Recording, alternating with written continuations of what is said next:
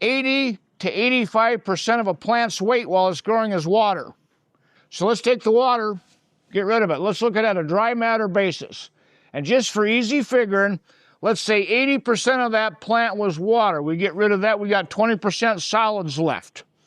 Of the 20% of the solids on a dry matter basis, the first number, the largest number, is 47%. Anybody have an idea what that 47% of that plant should be made of? Carbon! Yes! Why is that important? If the carbon in your soil is being depleted and going down and you have a deficiency in carbon, you're going to have a higher nitrogen bill. And I'll take that one step further. The plant wants to be made of carbon. If it can't find it, it's like, all right, it's a horrible substitute, but I'll take nitrogen. The lower the carbon and oxygen in your soil, the higher your nitrogen bill is. Okay, carbon is 47%. The next one is 43%, and that's oxygen. Where in the world can we find carbon and oxygen? Soil microbes, if they can breathe.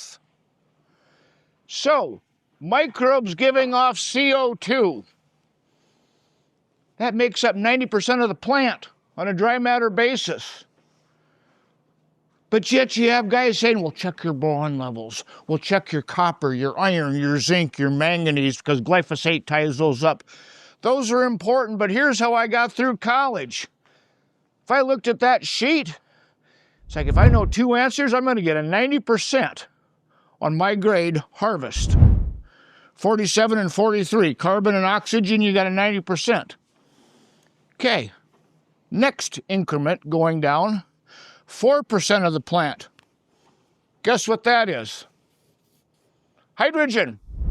4% of the plant, if you want to write that down, we're at 94%, and we haven't talked about anything most growers buy for their input costs. I must be nuts.